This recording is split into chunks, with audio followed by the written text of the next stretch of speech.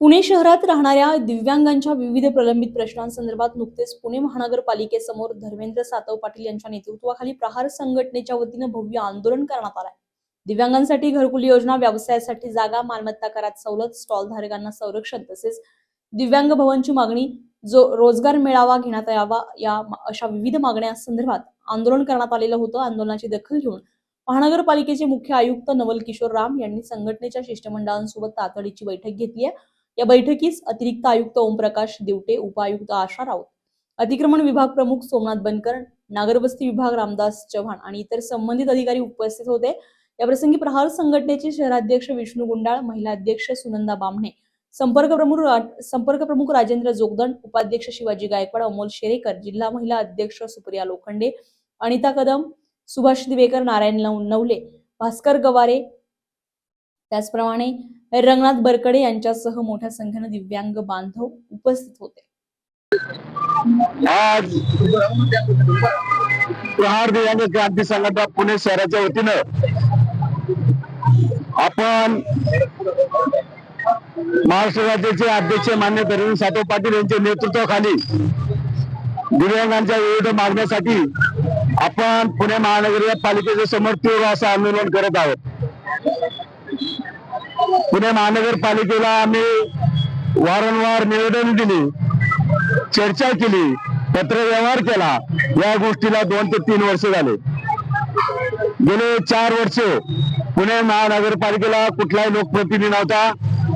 सर्व प्रशासक यांच्या हातात कारभार होता। प्रशासकाला आम्ही वेळोवेळी वारंवार निवेदन दिली, परंतु आमच्या जिव्हाळ्याच्या दिव्यांगांच्या ज्या मागण्या होत्या, प्रत्येक दिव्यांगाला स्वरोजगारासाठी बायोमेट्रिक हजेरी घेऊन उदरनिर्वाहासाठी स्टॉल देण्यात यावे, प्रत्येक दिव्यांगाला पिंपरी चिंचवड महानगरपालिकेच्या धर्तीवरती घरकुल मिळावं, प्रत्येक दिव्यांगाला शहरी गरीब या माध्यमातून औषधोपचार वेळेवर औषधं मिळावी। त्यानंतर सर्वात महत्वाचं, आमच्या दिव्यांग बऱ्याच बंधू भगिनींची पुण्यामध्ये स्वतःची घरं आहेत। शासनाच्या आदेशानुसार आणि धोरणानुसार प्रत्येक दिव्यांगाला घरपट्टीमध्ये 50% सवलत मिळावी। या मुख्य मागण्या घेऊन आम्ही वारंवार प्रशासनाला लोकप्रतिनिधीला विनंती केली, पण कुठल्याही आमच्या प्रहार संघटनेची दखल घेतली नाही। त्यामुळं आमच्या दिव्यांगाचे दैवत आमदार बच्चूराव कडू आणि राज्याचे अध्यक्ष धर्मेंद्र सातव पाटील यांच्या मार्गदर्शनाखाली हे आंदोलन लावलं। या 8 मागण्या आम्ही प्रशासनापुढे ठेवलेल्या आहेत। आम्हाला माननीय पुणे महानगरपालिकेचे आयुक्त साहेब, माननीय नवल किशोर राम साहेब आणि ज्या काय आमच्या 8 मागण्या आहेत त्यांचे विभाग प्रमुख यांनी 3:30 वाजता वेळ दिलेली। आमची माननीय महापौर मंजुषाताई नागपूर यांनाही विनंती आहे, गेले 4 वर्षे लोकप्रतिनिधी नसल्यामुळे आमच्या मागण्या कोणीही दखल घेतली नाही। आपल्यालाही आमच्या दिव्यांगांच्या वतीनं आपल्याला विनंती, आपण एक प्रथम नागरिक पुणे शहराच्या महापौर माननीय मंजुषाताई नागपूर यांना विनंती करतो, आमच्या मागण्यांचा सहानुभूतीक आपणही विचार करावा आणि प्रशासनाला या मागण्या मंजूर करण्यासाठी आपण सहकार्य करावं। आज या आंदोलनासाठी पुणे शहरातील आणि पुणे जिल्ह्यातील सर्व दिव्यांग बंधू बहुसंख्येने उपस्थित राहिल्याबद्दल या पुणे शहराचा अध्यक्ष श्री विष्णुपंत बाजीराव गुंडाळ माझ्या वतीनं सर्वांचा आभार व्यक्त करतो आणि माझे 2 शब्द संपवतो। आंदोलनाची दिशा आहे की आज जर 3:30 वाजता त्यांनी चर्चेला बोलवलेलं आहे, 3:30 वाजता जर आयुक्त साहेबांनी जर सकारात्मक आणि आमच्या मागण्यांवर निर्णय घेतला नाही तर मग ते आंदोलन अधिक तीव्र बच्चूकडू यांच्या नेतृत्वाखाली करण्यात येईल। आमची प्रामुख्याने मागणी ही आहे की पुणे शहराच्या अध्यक्ष दिव्यांग बांधव राहतात, त्यांना व्यवसायासाठी उदरनिर्वाहासाठी स्टॉल महत्वाचा आहे, स्टॉलसाठी जागा महत्वाची।